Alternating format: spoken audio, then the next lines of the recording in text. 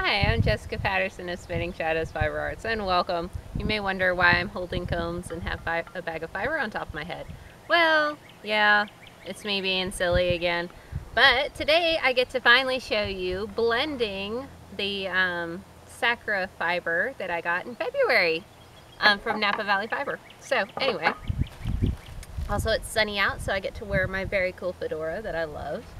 Anyway, this kit came with so many beautiful fibers, including some bio nylon in petal pink and merino top in bright pink. And so I've been sitting on this kit since February, wanting to blend these two pinks. You can see it here, this beautiful neon pink and this nice subtle cherry pink. I've wanted to blend them together for embroidery thread, and I was thinking I would do that on my drum carder, which is the Brother 4-inch roving carder, which I love doing for embroidery thread projects. But since we now have a set of combs for doing combed fiber, I thought I'd give them a try.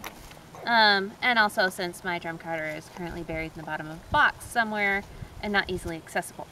So, oh, the joys of moving and not having space for everything. So anyway, let me get this out. Ooh. Now I have to say that this nylon is very silky. It doesn't quite feel as nasty as some of the nylons I've handled before. So that's nice. And then we'll dig down to the bottom of here and grab out this beautiful pink merino. I am not a big fan of pink usually. But in this kit, I have been in love with everything about it because the Sakura, the Japanese cherry blossom, I love the theme, I love the colors, and it also reminds me of celebrating Japanese New Year with my pastor and his family, his wife's family, which her mother was from Okinawa and her father was stationed in Okinawa for a long time, and so they had that background and they invited my husband and I to celebrate that, and it was a really fun, special event. If you want to learn more about that, go watch my spinning video of the main braid and I'll talk more about that. But anyway, so this kit has been my favorite for that reason, for the memories. It also reminds me of my grandmother who had Oriental decor in her house. And pink is, in particular, these colors of pink make me think of my mom, who she loves Barbies and she looks good in pink. So when I see pink, I think of mom. So that's also really special to me. So let's get to blending. I'm really new with blending with combs. Hopefully I won't poke myself and embarrass myself on camera. That would be awful. So anyway, in order to prevent pokage, I'm going to put one of these combs away. Mainly because all I'm doing is I'm slapping fiber onto the comb and I'm going to pull it off as a roving. I'm not really doing any blending right now. Mainly because I would like the color transition between the two of these. So what I'm going to do is I'm going to take the edge of the fiber. I'm going to take this very, very sharp comb, of which I'm going to file the points off of here soon, so in order to lessen the risk of injury. And I'm just gonna lightly put these on here and let the comb catch the fibers. Let's see if I can be a little more aggressive with this. Okay, there we go. It's a learning curve because between doing too much or too little fiber, it's interesting to say the least. Anyway, let's see here.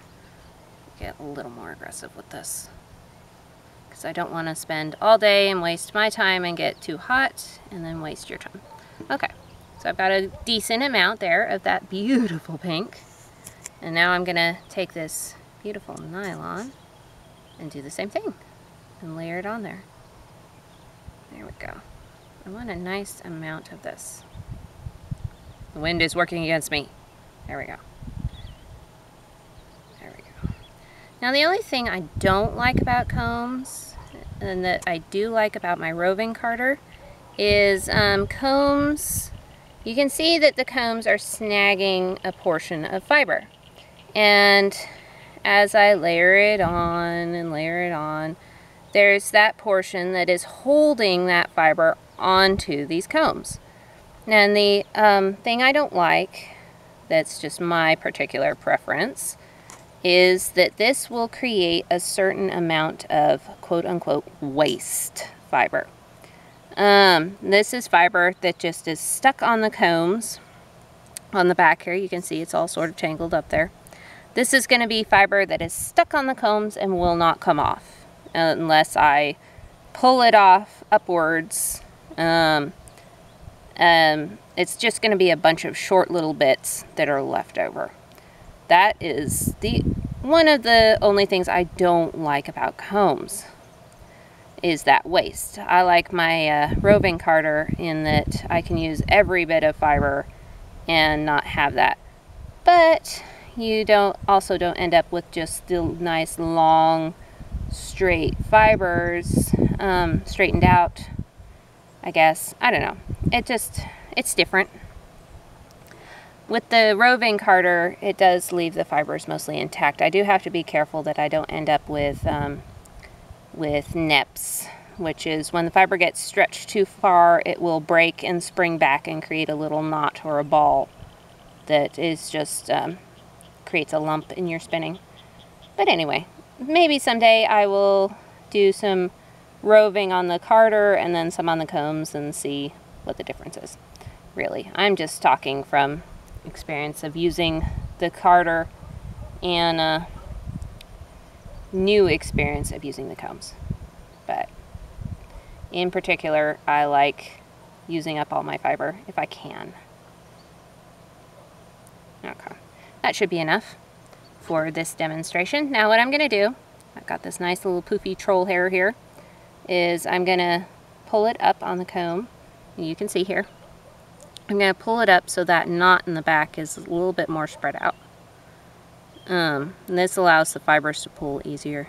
So anyway, I'm going to take this nice tail here and give it a tug. Boop. Oh, that's tugging nicely.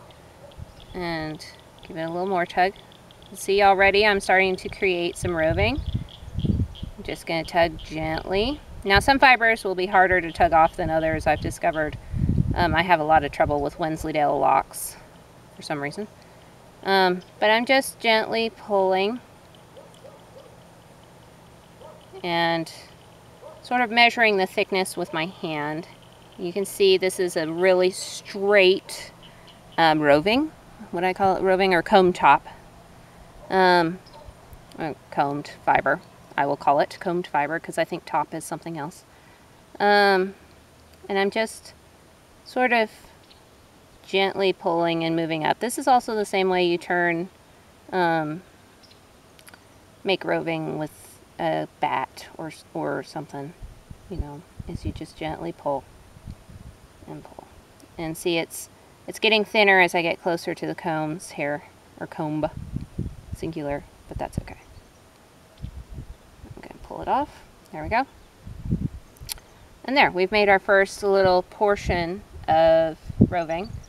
I'm going to give it a little bit of twist, hand twist here, just to keep it from coming apart. And I'm going to roll it into a ball, just to keep it out of trouble.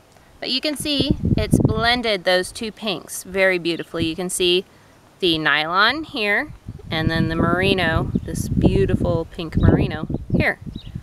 And this, when I go to spin it, will allow me to create a very fine and very consistent thread for Mom to sew with, or myself if I wanted to take up embroidery. So isn't that pretty? That's a beautiful blend of the two fibers.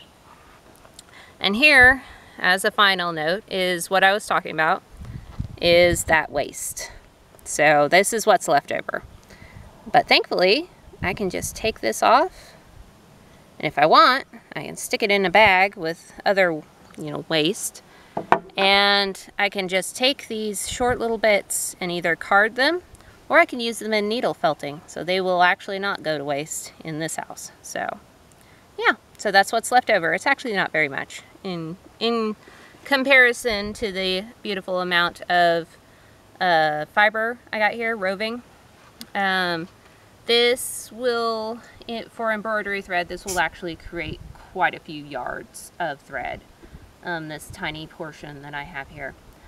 Anyway, thank you for watching. What do you think of the demonstration of using a comb, a hand comb, to create this little sample? I'm really pleased with it. This is only my second time creating roving like this with the comb, so yay, success, and I really like the results. What do you think? How would you use combs to work with fiber? Would you make thread? And what would you do with that thread? I like to use thread in weaving, and I like to give it to my mom for sewing, for her embroidery work.